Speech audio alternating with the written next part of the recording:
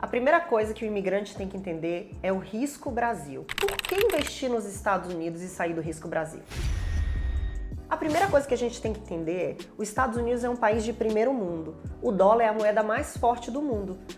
A moeda de troca do mundo é o dólar. A reserva dos países ao redor do planeta está em dólar. O que isso quer dizer? Por que vocês já pararam para pensar por que o preço do dólar sobe em cada crise? Porque a dívida do mundo está atrelada em dólar. E o que é que acontece? Quando o risco mundial, as crises acontecem, o mundo inteiro fala: epa, tenho dívida lastreada em dólar, é melhor eu comprar um pouquinho de dólar para me garantir caso o dólar fique escasso e o preço suba. Nessa de cada país, pessoas, empresas, todo mundo querendo o seu pedacinho do bolo, entra a lei de oferta e de demanda. Qual é a lei de oferta e da demanda? Quando o produto é escasso, o preço dele sobe. O preço do petróleo é atrelado ao dólar. Então, o preço do petróleo sobe. Então, por que investir nos Estados Unidos e diversificar do risco Brasil? Porque o dólar é a moeda de troca do mundo.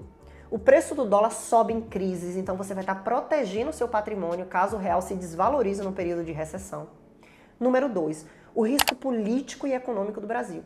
A gente viveu aí a história do Brasil desde o seu descobrimento. A gente tem uma volatilidade incrível, período de hiperinflação, a gente tem uma corrupção generalizada. A gente está entre políticos que é um pior do que o outro. Então, a gente está no risco iminente de quê? A Petrobras foi saqueada pela Lava Jato. A gente vê aí a Polícia Federal atuando o tempo inteiro, um país de um risco altíssimo. E outra, você fala: Verena, eu vou investir na Petrobras, vou investir na Vale. São empresas que são usadas pelos governos como moeda de troca.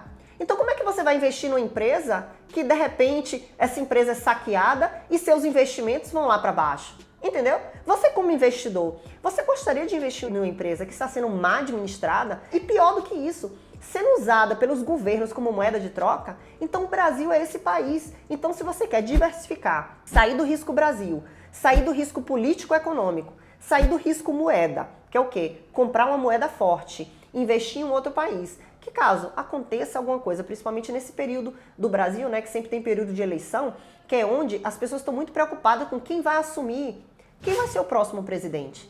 Quais são as medidas que o próximo presidente vai tomar? Para onde o país vai? Essas são coisas que deixam todo brasileiro um pouco inseguro. Muitas pessoas até pensando em se mudar, e mudar de país, por quê? Porque não acreditam mais no Brasil.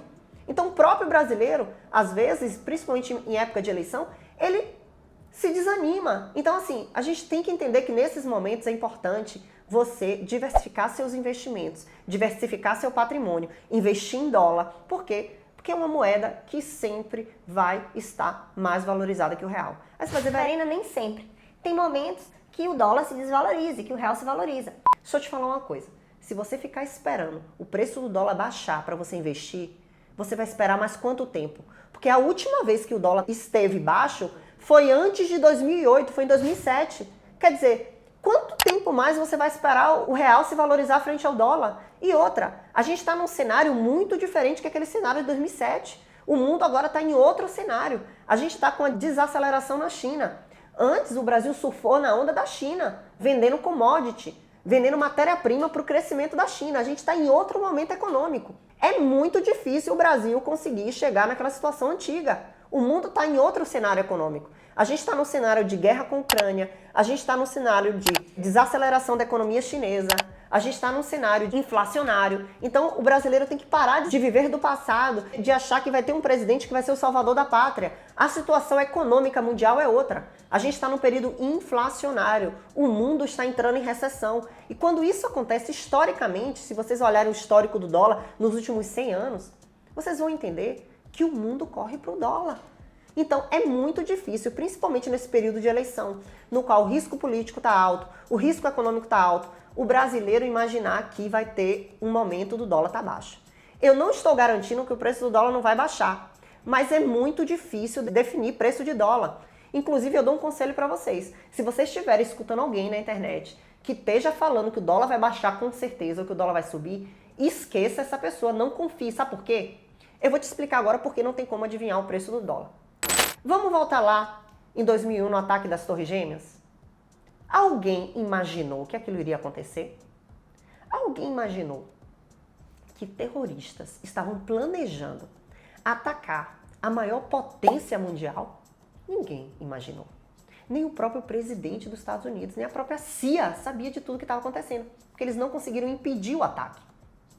Então você imagina que alguém consegue prever o preço do dólar? Porque a partir do momento que aquelas torres foram atacadas, o que aconteceu? O mercado desabou.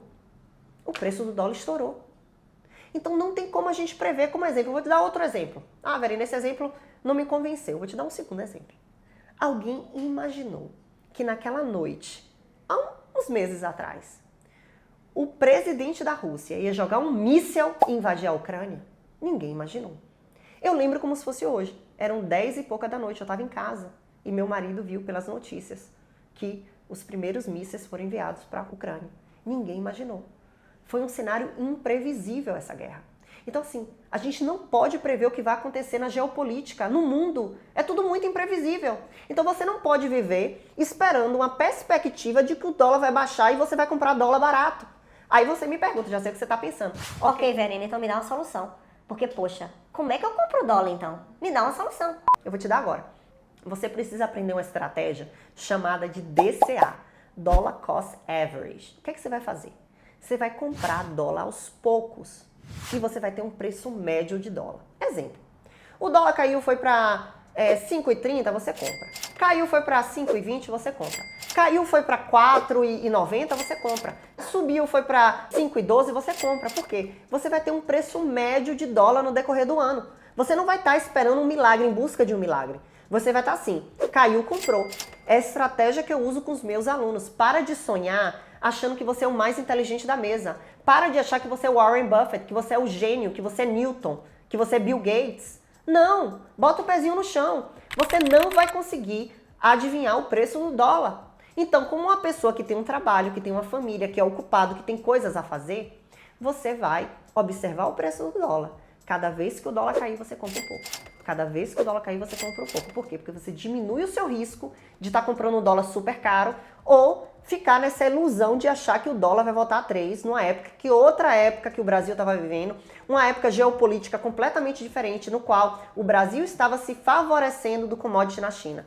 Então, assim, o brasileiro ele tem que parar de achar que ele é o esperto, o jeitinho brasileiro. Ele tem que entender como a economia funciona. E por isso que eu acho que o brasileiro tem que abrir os olhos para a educação financeira. Não adianta vocês acharem que vocês sabem de tudo. É igual eu. Por que eu entendo muito de finanças? Porque eu já trabalho há 16 anos fazendo isso, ajudando a milionários a multiplicarem o patrimônio deles, estudando o mercado americano. Mas eu não entendo de 90% das outras áreas. Eu não entendo de medicina, eu não entendo de arquitetura, eu não entendo de outras áreas. Então, assim, gente, abram os olhos. O que vai fazer com que vocês tenham conhecimento é adquirir educação financeira.